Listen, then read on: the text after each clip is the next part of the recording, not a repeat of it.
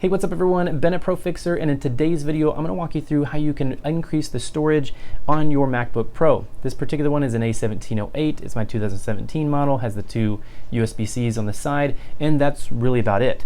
When I first bought this one, I didn't think that I'd be able to upgrade it just because I didn't really see anything on the market. And I kept getting the dreaded message that your storage is full, and I kept, deleting things, moving things to hard drives, and it kept only having about 3 to 4 gigs of storage available because the storage that comes in here is only 128 gigs. But I was browsing on Engadget's website and I saw this fledgling SSD. It's actually 512, so we're going to install it today, and I'm going to walk you through how you can increase the storage on yours, as well retain all of your awesome data that you had on the old hard drive and put it onto the new by using Time Machine. Super simple, incredibly fast setup for that. I'll walk you through all of those different steps. As well, everything on my workbench is linked up in the description below, so be sure to check that out. And also, all this awesome solder equipment is something new that we didn't have in previous videos, and that's linked up there too. So now with the new setup, we can actually do a little bit better videos, because before we actually had to take it to a different solder bench, change the whole camera setup, and it was pretty cumbersome, so it was difficult to pump those videos out. So if you have any requests on what you'd like to see, solder related or regular repair related, comment in the comment section below, and we'd love to see if we can cover that in a future video. Make sure to like this video, subscribe to our channel, hit the notification bell so you see all of those awesome videos as we come out with them. Without further ado, let's get started on this SSD upgrade on this MacBook Pro.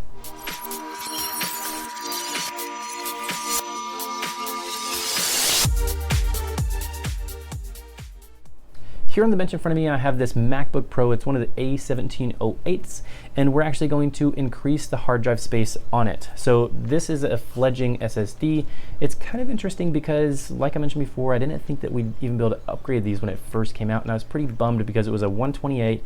I got an incredibly good deal on it, but at the time it was still 128, which was much smaller than like a normal person would ever need. But to kind of walk you through a couple of the steps to show you how to set up Time Machine, just really briefly, and also how to check your available storage, I'm going to show you that. So booting up the device here, we are going to get logged in and kind of go from there. So one of the cool things about this is I do have my Time Machine backup on this external hard drive. This thing's plugged in literally every single day, and it automatically backs up.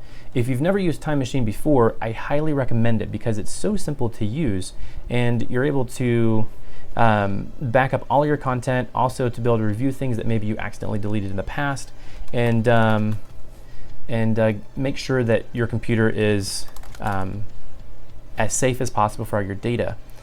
So on this particular one, let me go and change it to this one here so we can see. What you'll do as far as to figure out how much storage you have available, you can go up to this little thing up here on the top, which is like the little Time Machine little guy here, and mine says latest backup Time Machine was today at 7:33, which right now it's like 8:32.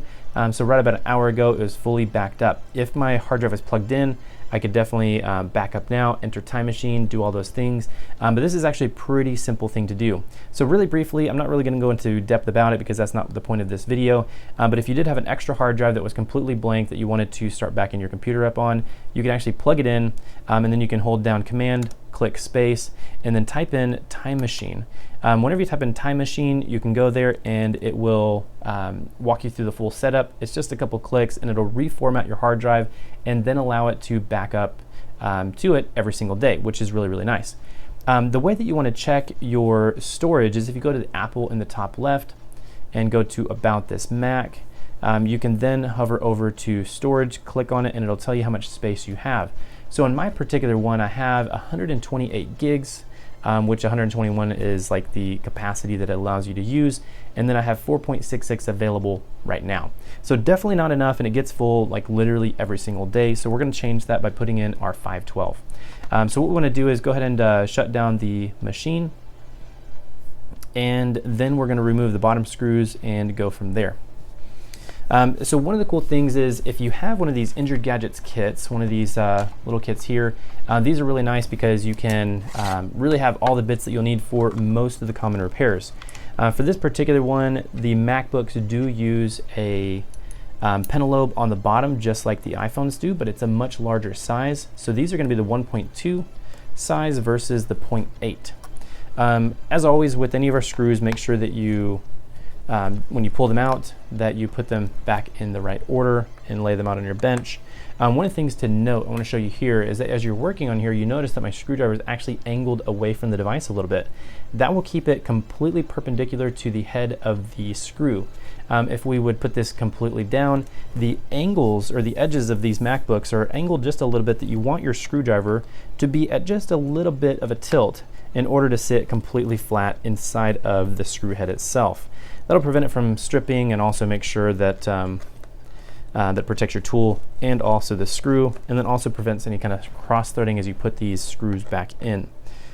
So almost done with pulling these out, and then we have to pull off the bottom case. This is actually a pretty, I want to call it a difficult thing, but if you've never done it before, it can become pretty annoying.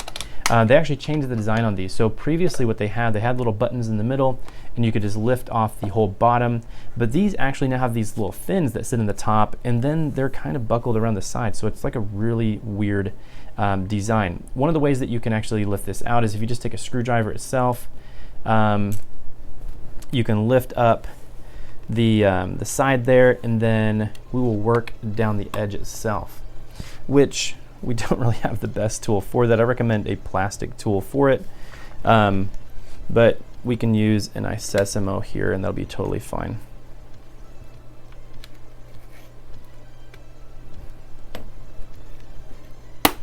So there we go. It lifts it up on the side and it declips it. Make sure you don't insert it very far. I just went right on the edge. If this is your own personal MacBook, it may put a little nick in it, and you may want to get a plastic tool.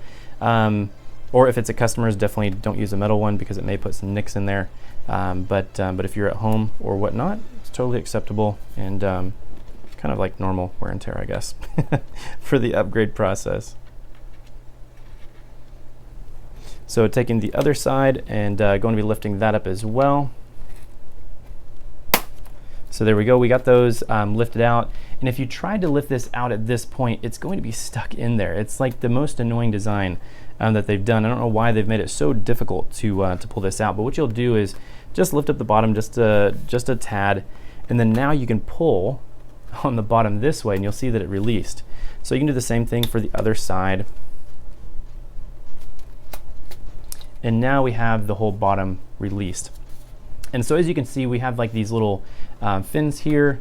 As you can see them on this side here, they have these little fins, and they hook actually into right above where the heatsink is on one side and then the motherboard is on the other. But incredibly weird design on how they do that. So what we want to do is go ahead and set that off to the side.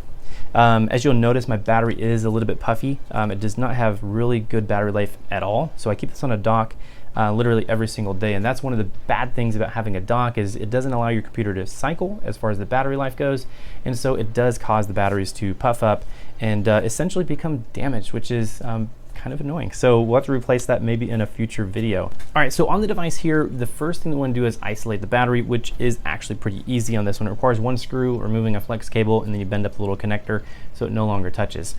So actually here on the top, so if we take a look here, there is actually this little tiny flex cable here. You may not be able to see it very well in the video, but when you have yours in front of you, it'll totally make sense. It's this little tiny flex cable. We want to remove that one first. So what you can do is pull up the little sticker just a little bit to fold it over. It's really not stuck down, and then using your fingernail, you can actually grab the side of the connector and ever so gently just flip it up. It's a little door that tips up, and then the flex cable then will slide right out.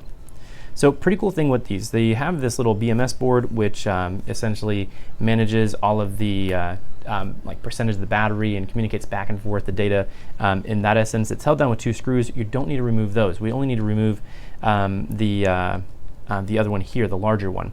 So what we'll do is we're going to take a T5 screwdriver and remove that larger screw, because this is a pretty interesting battery design, and actually first time I've ever seen this. So I've actually worked on another device similar to this one, but if we lift it up on that just ever so slightly, you don't want to like bend it up, but that's actually where the contacts are made. So now the device will not power on. And always, if you're ever in a situation like this one here and you're like, well, I think I isolated the battery, I'm not sure, I don't want to power up the device or work on it if it's not, go ahead and open up the device itself and then just try to power it on. If it doesn't power on, then you've most likely done good. Either you damaged the device and it's no longer powering on, or you actually unplugged the battery. So if we go here, we can see that I'm no longer getting any kind of Apple logo or anything like that if we try to hold down the power button. So totally, power has been disconnected as intended. So what we'll do with this case is this is going to be the SSD that we want to remove. So what you can do is go ahead and try to pull up on this little sticker here, which will need to come off because it's taping the SSD down to the board itself from what it looks like. So cool. So we're going to pull that off of the actual connector there.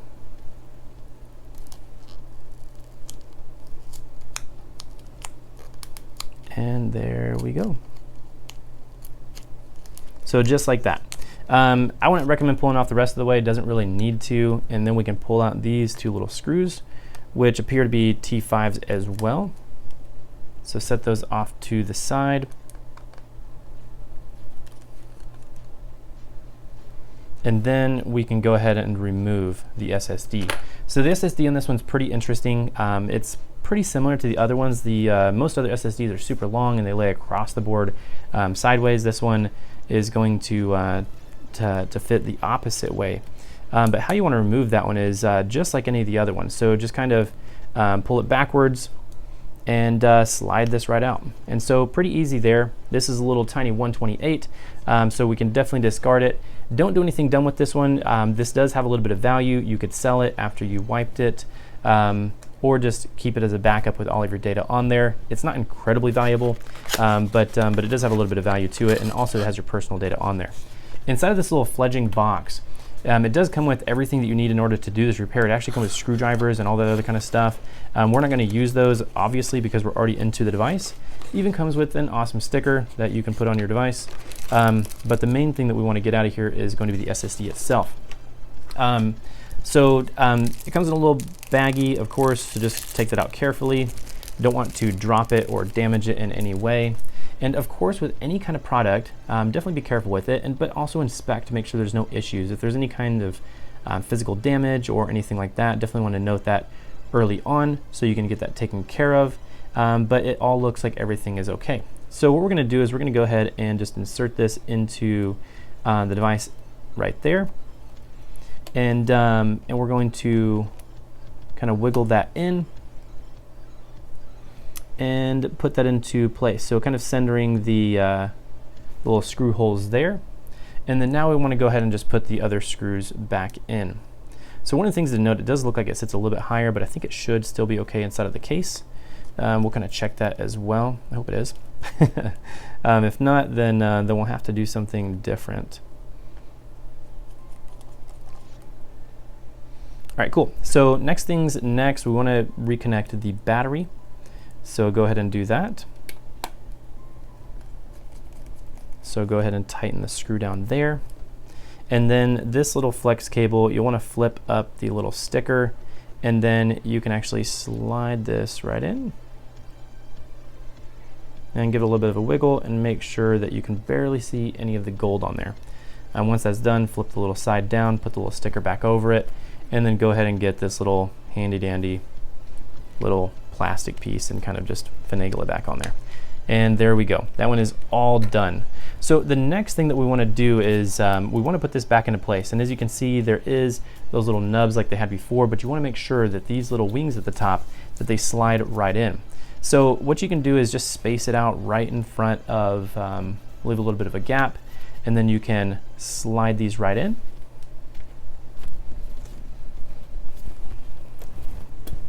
And once those are on, then you can go ahead and snap down all of the little pieces here. So cool. Before we put all the screws back in here, we just want to make sure that everything's going to work, that everything is as it should be. So what we're going to do is go ahead and power this one up. So go ahead and open up the device, and we're actually going to plug this one into power and get our little USB-C dock connected as well. So there we go, and this one should power on as soon as we plug some power into it. So once we plug our MacBook cable in, we heard the little chime, and then we should see the Apple logo here in just a second, as long as everything's still working fine. So It may actually boot up kind of weird, but we'll see here.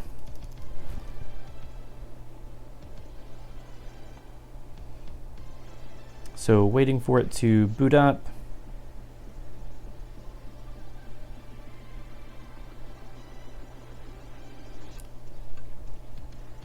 Which may just take a second to do. So the backlight was on.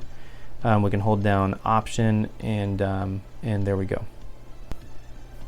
Okay, so if it boots to this screen, this isn't necessarily a screen that you want to connect to, which is okay. You can go ahead and test connect to one of your networks, and then we're going to restart this thing one more time.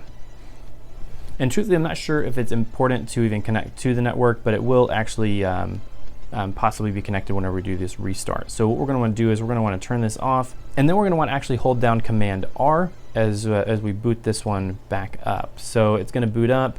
We may see the backlight here in a second, and then we can just hold down Command R.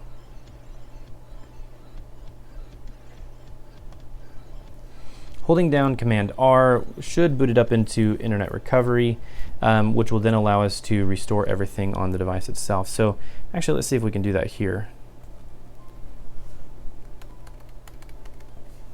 So there we go.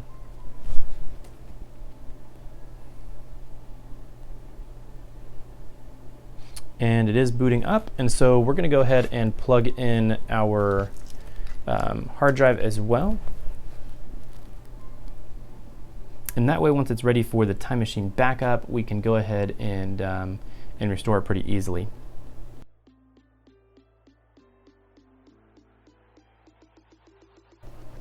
All right, cool. So now at this particular point, we are at the macOS Utilities screen, and there's a couple different options that we want to select from. The first one says Restore from Time Machine Backup. The other one says Reinstall the OS.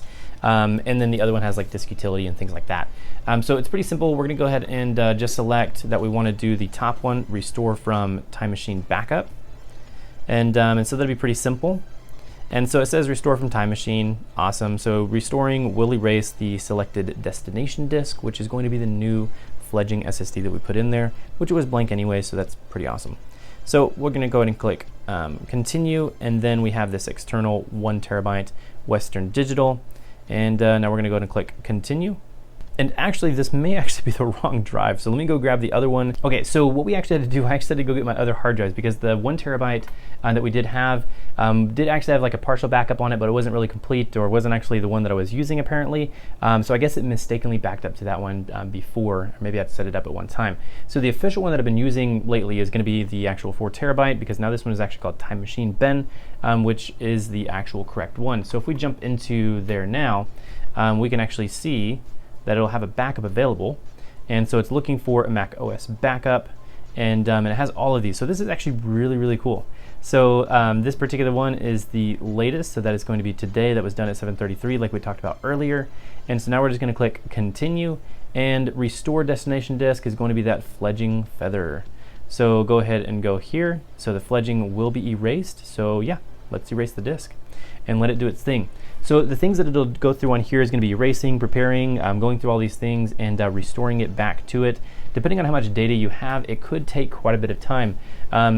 I wouldn't be able to quote like how long it would probably take, but some computers may take an hour or two to do, others will be much simpler.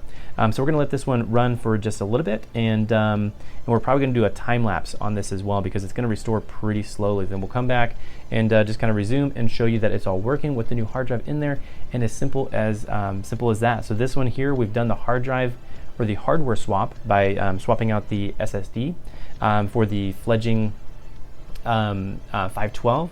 Which is pretty awesome. And then so the little tiny 128 that we have here is now going to be set off to the side. I guess I'll probably hold on to that one because it does have some of my data on there. Unless I get an adapter and I can erase it, then I can sell it or whatnot.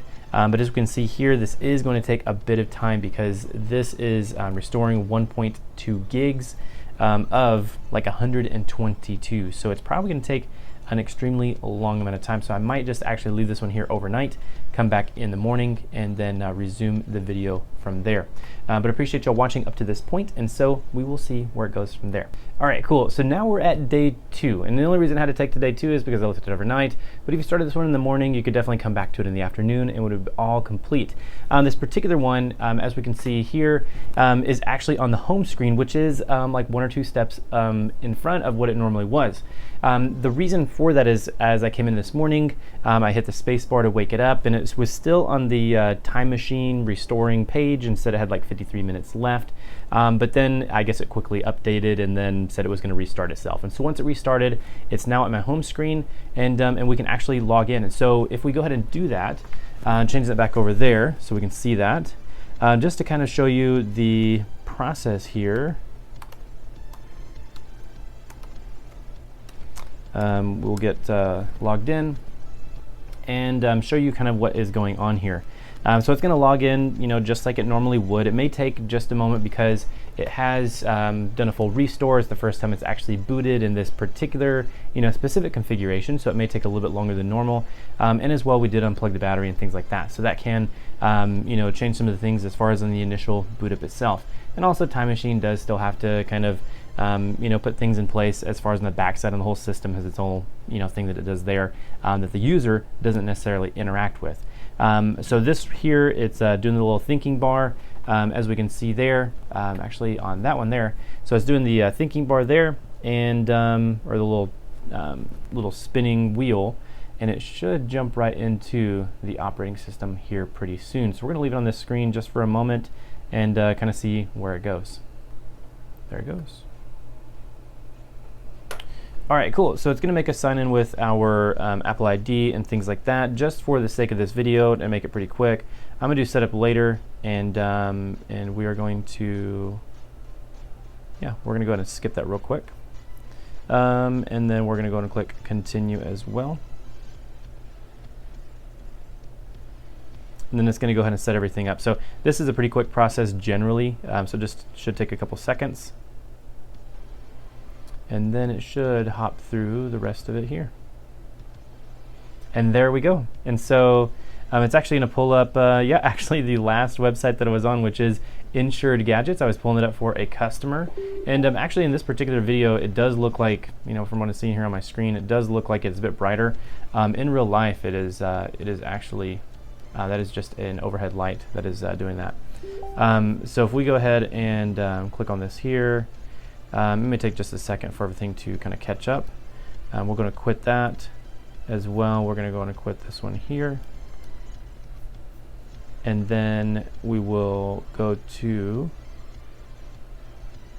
About This Mac. And instead of About This Mac, it does seem like it's going a little bit slow, but it should actually speed up, you know, as everything gets going in there. So we're just running Mojave. We're not actually running the latest operating system, so that's totally fine. We may upgrade, and I did hold off on that for a little while because of my storage issue. I only had 128 gigs. Now I have 512. Well, actually should. So now let's go ahead and jump right in there and see what it says. So once we click on storage, pretty epic. So 511 gigs, 511.9. And there's 403 available at this time. And so it's going to do the whole calculating thing, break it all down for us.